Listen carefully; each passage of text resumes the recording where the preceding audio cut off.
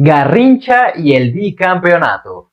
¿Cómo están, gente? El día de hoy, como ya lo pudieron ver en el título del video, les estaré contando la historia del Mundial de Chile 1962, dicho torneo donde la selección verde-amarela conseguiría el bicampeonato mundial de la mano de Garrincha. Así que ponte cómodo, que aquí te contamos historias futboleras.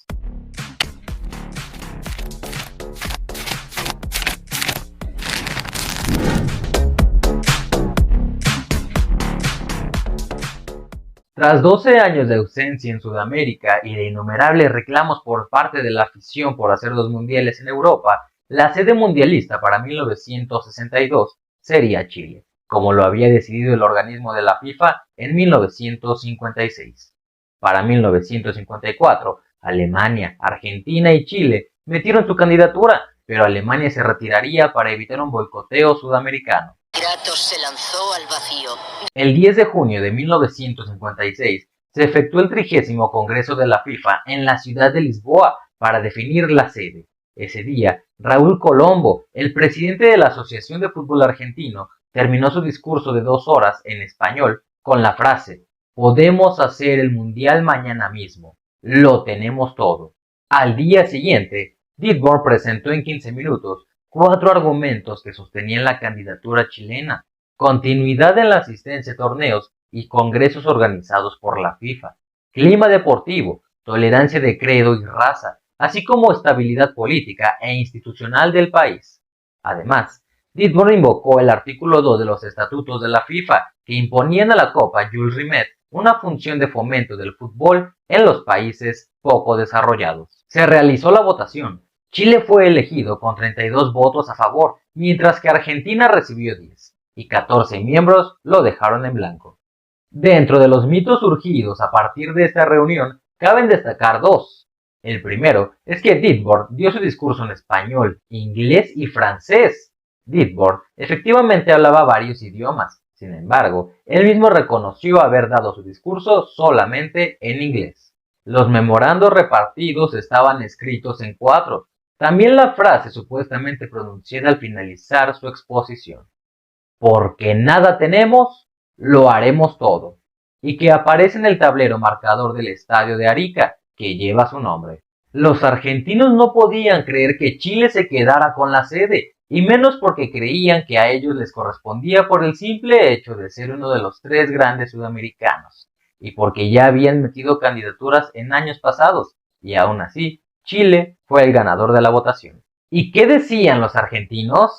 Los chilenos no tienen estadio, che, y nosotros sí. Ellos no tienen un público entusiasta, y nosotros sí. Ellos no tienen el orgullo de una gran tradición de pasión y aguante, che, y nosotros sí.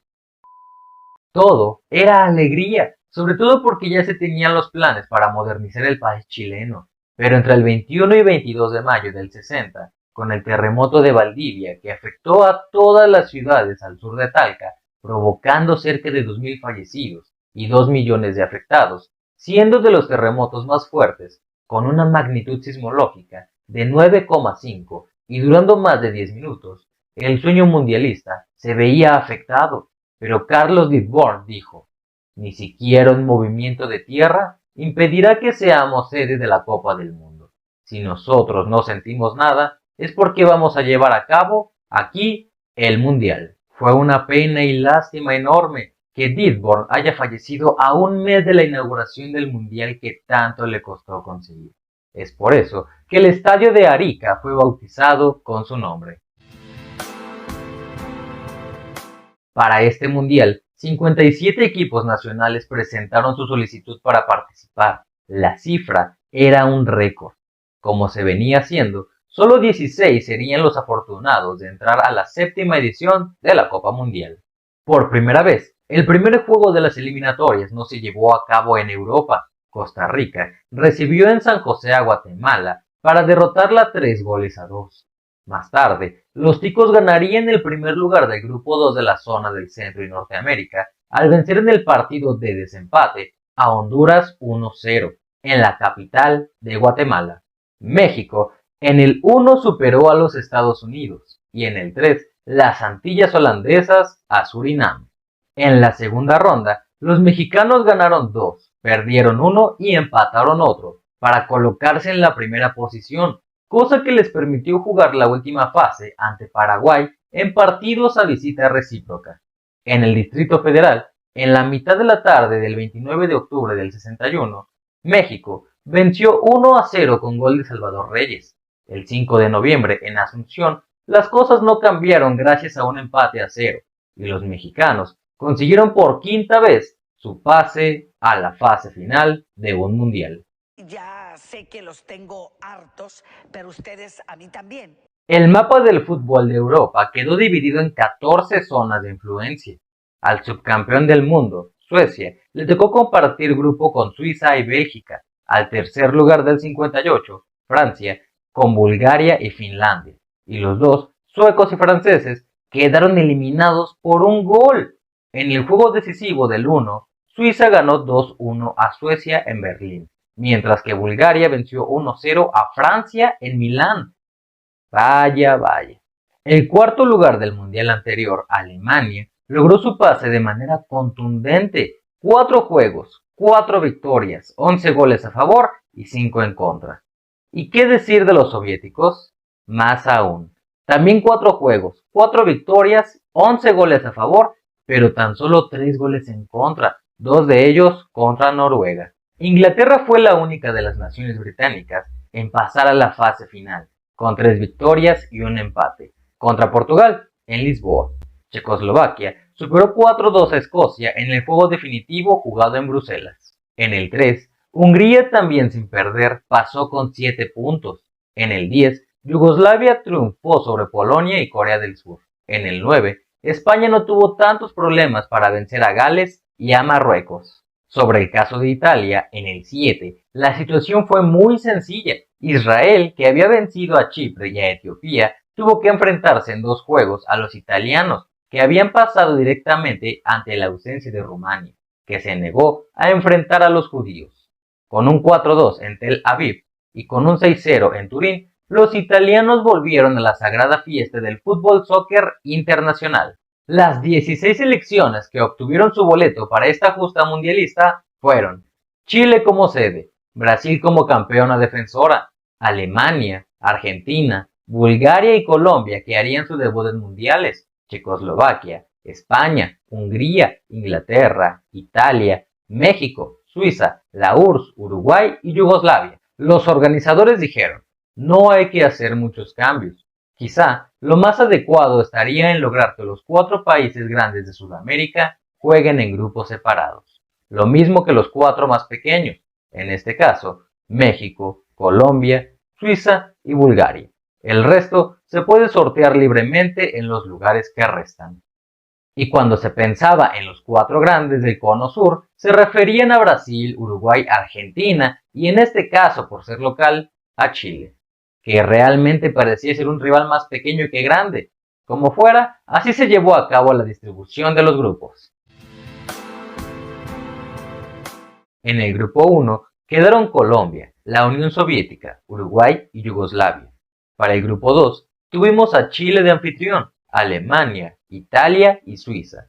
En el grupo 3 se encontraron Brasil como actual campeón, Checoslovaquia, España y como a la FIFA le gusta ver sufrir a un país, México terminaría en este grupo. Cerramos con el grupo 4, porque aquí estuvieron Argentina, Bulgaria, Hungría e Inglaterra. Efectivamente, habían quedado más equilibrados, aunque todavía se podían hacer algunos detalles para mejorar el procedimiento. Pero bueno, al fin, del 30 de mayo al 17 de junio de 1962, 4 bellas ciudades chilenas serían las anfitrionas de una edición más de la fase final de la Copa del Mundo. Y esas serían Arica con el Estadio Carlos Dittborn, Santiago con el Estadio Nacional de Chile, Viña del Mar con el Estadio Sausalito y Rancagua con el estadio de la Braden Cooper Corporation. Para este mundial se utilizó el balón llamado crack y nos trajeron la novedad del torneo, con la introducción de los himnos o canciones del mundial. Cosa que se sigue utilizando actualmente. En este mundial, de cierta forma no hubo un partido inaugural, ya que los primeros 4 partidos correspondientes a la jornada 1 de este torneo se jugaron a la misma hora el 30 de mayo de 1962. Colombia haría su debut frente a la selección uruguaya, con la que terminaría perdiendo 2-1, y así comenzó Colombia en los mundiales. Chile ganaría sin dificultad este primer partido cuando se enfrentó a Suiza. La nación sede terminó por ganar ese partido 3-1.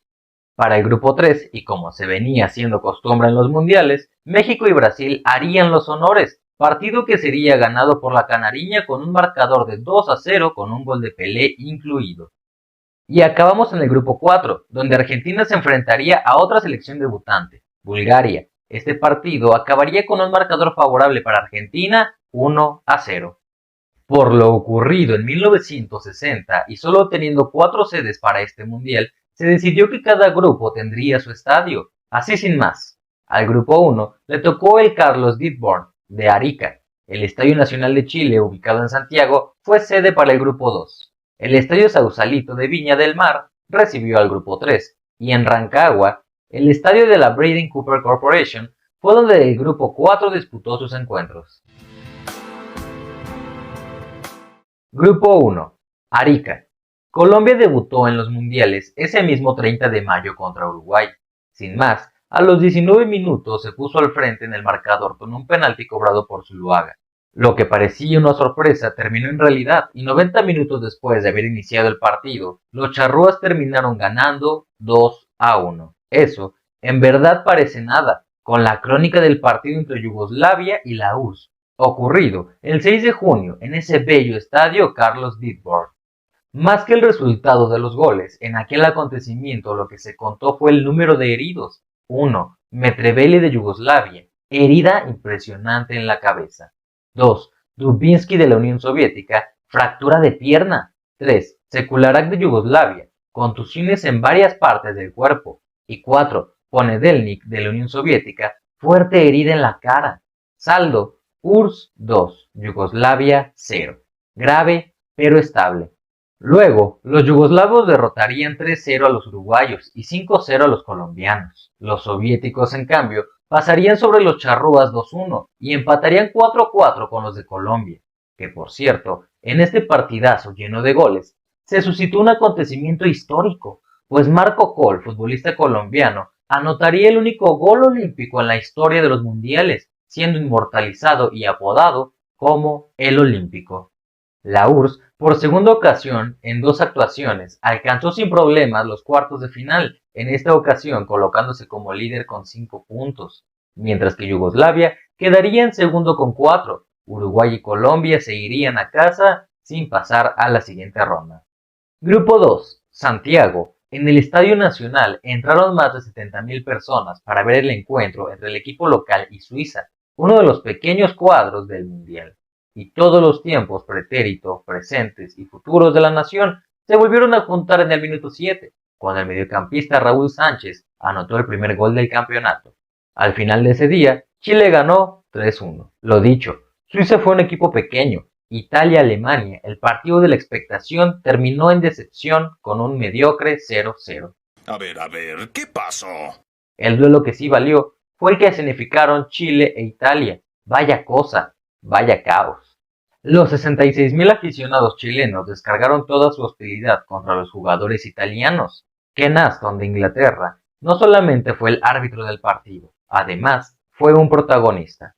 Su poca experiencia fue determinante en las más relevantes decisiones del desafío.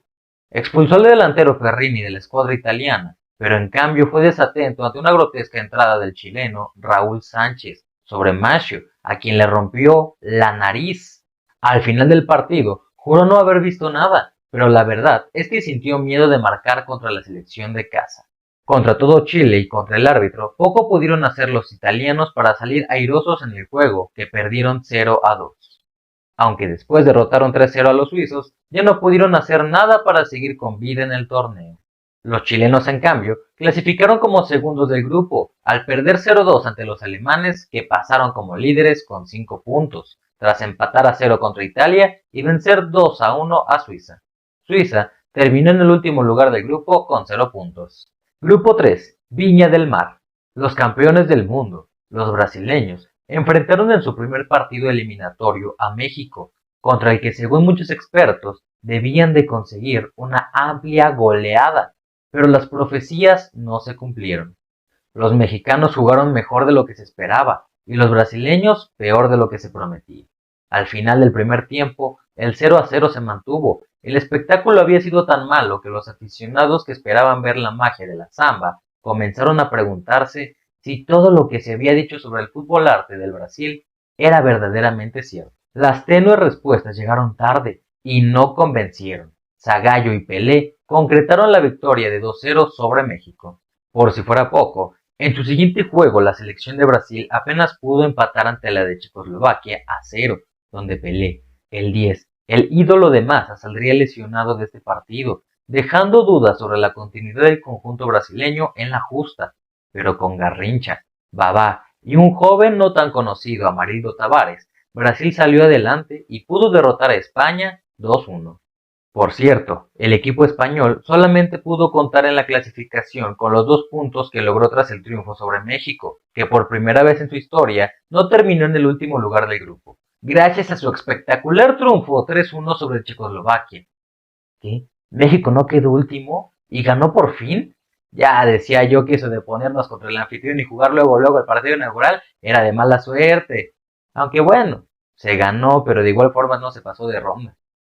Así tendríamos a una Brasil líder con 5 puntos, a Checoslovaquia de segundo con 3 puntos, y a México y España en los últimos 2 lugares con 2 puntos. Grupo 4, Rancagua. No pasó mucho tiempo después de que el árbitro pitara el inicio del juego, cuando Argentina metió el primer gol contra Bulgaria en el primer juego del Grupo 4, y después ya no ocurrió nada. Donde sí hubo algo que contar fue en el duelo entre Hungría e Inglaterra. Pocos aficionados, mucho y muy buen fútbol. Fue un estilo limpio el de los dos equipos, ambos a la altura de lo mejor. Los ingleses, que se llamaban el mejor equipo del mundo, por ratos en verdad parecían serlo, pero por otros eran incapaces de detener las ofensivas de los húngaros. Al final, la autora máquina roja de Budapest venció 2-1. Su triunfo de 6-1 sobre Bulgaria y su empate a 0 con Argentina demostraron que Hungría era en serio un rival a vencer en el certamen. Inglaterra consiguió su pase a la siguiente ronda con un triunfo de 3-1 sobre Argentina, que a pesar de vencer a los búlgaros 1-0, no pudieron hacer más. Con esto, el grupo 4 terminaría con Hungría en la cima con 5 puntos, mientras que Inglaterra, que sería segundo, se quedaría con 3, al igual que Argentina, que terminó tercero, y Bulgaria, pues quedaría en último. A pesar de la gran expectación que había causado desde un principio la Copa del Mundo entre los chilenos, realmente las asistencias a los estadios habían sido generalmente bajas. Por ejemplo, en promedio entraron 7,000 personas al estadio de la Braden Cooper Company en Rancagua, un poco más de 8,000 al Carlos Guitbord de Arica y más de 13,000 al Sausalito de Villa del Mar. Las cosas cambiaron un poco en los cuartos de final, en los que participaron 4 países de la cortina de hierro: Yugoslavia, Hungría, Checoslovaquia y la URSS, 2 de Europa Occidental, Alemania e Inglaterra, y 2 de Sudamérica, Brasil y Chile. Todo el mundo hablaba y hablaba de Pelé, del nuevo y enorme astro del fútbol mundial. El más grande le llamaban, pero había alguien de quien pocos se acordaban, a pesar de su innegable grandeza y maravillosas cualidades. Ese alguien no era otro que Garrincha, quien pudo haber pasado a la memoria como el mejor futbolista de todos los tiempos, de no ser por el joven de 17 años que había conquistado el mundo en Suecia 58, y que curiosamente respondía al nombre de Pelé. Ese 10 de junio de 1962, en Viña del Mar, Garrincha deshizo en cualquier sentido del término a la fragata inglesa que había tenido la mala suerte de enfrentar a Brasil en la segunda ronda. El pirata Garrincha anotó el primero y el tercero de los goles y armó el ataque que produjo el segundo, para dejar testimonio de su destreza, inteligencia y maestría para ejecutar cualquier misión de ataque. Cuando a los jugadores ingleses se les preguntó al final del partido sobre ese fantasma que los había hundido, respondieron que habían llegado a contar más de 6 jugadores con las mismas señas que él, pero cada uno con sus características diferentes. Al final, se encontraron con que siempre fue uno, el mismo que dio el triunfo de 3-1 a los brasileños. No había duda, aún sin Pelé, la Copa del Mundo no cambiaría de dueño. Cuartos de final de 1954. Génova, 27 de junio, Estadio Les Charmilles. Alemania 2, Yugoslavia 0. Cuartos de final de 1958. Malmö, 19 de junio, Estadio Municipal. Alemania 1, Yugoslavia 0. Hombre llorando. Cuartos de final de 1962. 3 minutos para el final. El marcador con empate a 0. Las luchas fueron muchas de los alemanes, pero nunca pudieron concretar con sus hombres en punta. Hubo un tiro en el travesaño de Ziller que pudo haber abierto el marcador. Pudo. De Yugoslavia, las ofensivas fueron más débiles, pero en ese minuto 87 se rompió la hegemonía alemana. Radakovic, con un contundente remate, venció la portería alemana para conseguir el gol del triunfo. Sí, los yugos por fin habían vencido a los alemanes en unos cuartos de final de la Copa del Mundo. Chile vivía los momentos de la mayor felicidad y de la más grande tensión.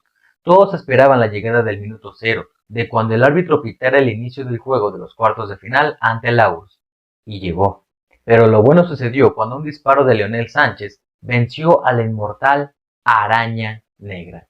Un hombre como todos, que tenía un nombre común, como todos, de Lev Yashin. Sin duda el mejor portero en la historia de los mundiales.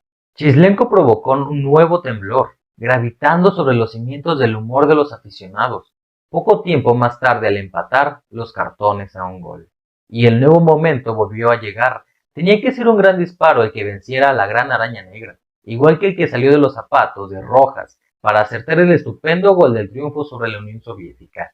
Sí, Chile, Chile, Chile. Por fin a un paso de una final del Mundial. De su Mundial. Los errores del árbitro Latishev. 1. Dar por bueno el gol de Checoslovaquia, a pesar de que el rematador estaba en claro fuera de juego. 2. Anular un gol de Tiche, ocurrido después de que un contundente tiro pegó en el travesaño, entró en la portería y salió al terreno de juego, un gol fantasma. El juez siguió la jugada a pesar de que los húngaros se mantenían festejando el empate. Ese día, 10 de junio, se escribió la penúltima página de la historia de la máquina roja húngara. Llegaría una vez más en 1966 a los cuartos de final, pero el tiempo se le había acabado.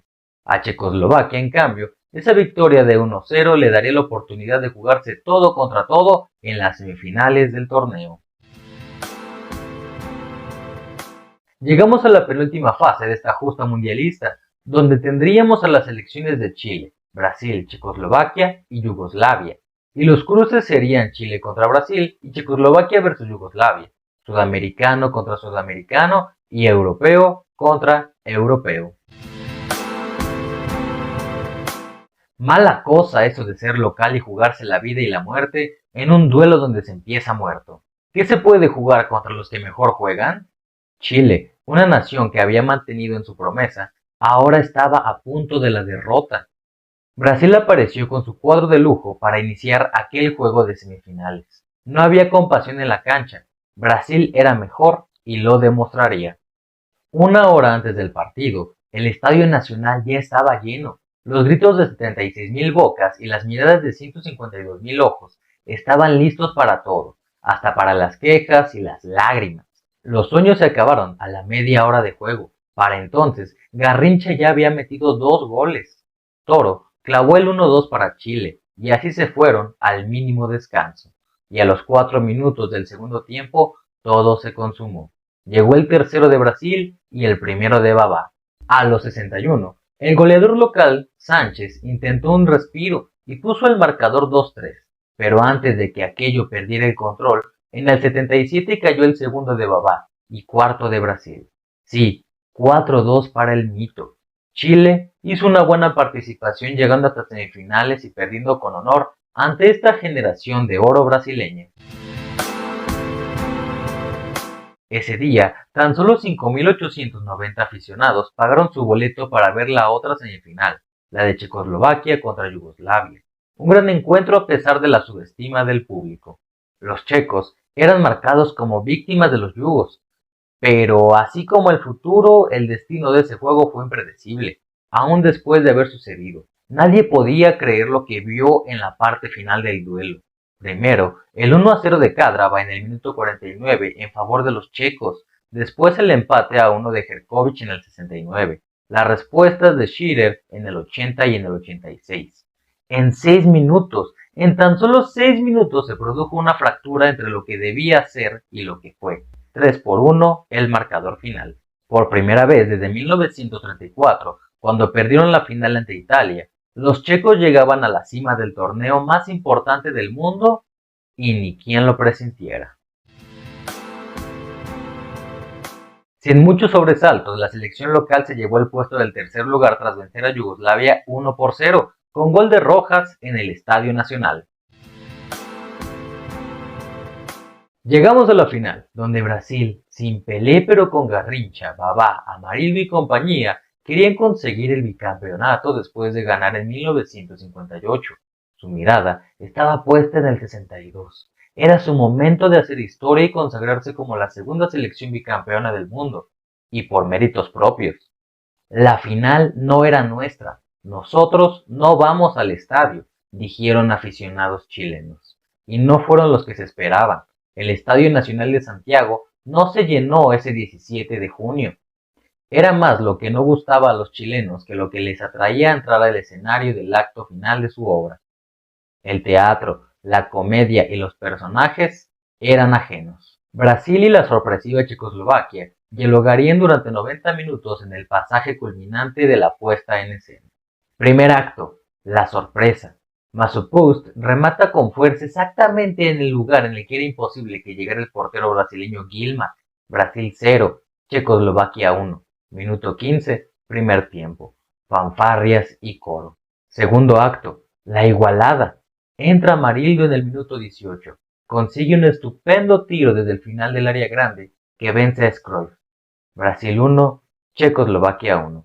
Minuto 18, primer tiempo. Silencio y telón.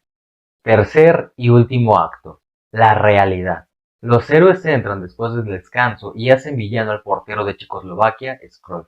Populger despeja mal, roba a Amarildo. Este pasa el balón por encima de la cabeza del guardameta a Zito, que a 2 metros de la portería remata y anota. Brasil 2, Checoslovaquia 1. Minuto 69. Segundo tiempo. Otra vez Cruyff falla. Intenta detener un tiro de rutina, pero algo, que puede ser el sol, le impide acertar la tajada y pierde el rumbo. Llega Babá y anota el tercero. Brasil 3, Checoslovaquia 1. Minuto 77, segundo tiempo. Coros y fanfarrias. Telón final. Sí, por segunda vez en la historia, un país se coronaba por segunda ocasión en 2 mundiales seguidos. El mito era cierto. Aún sin Pelé, aquella selección de Brasil fue un fantasma sublime.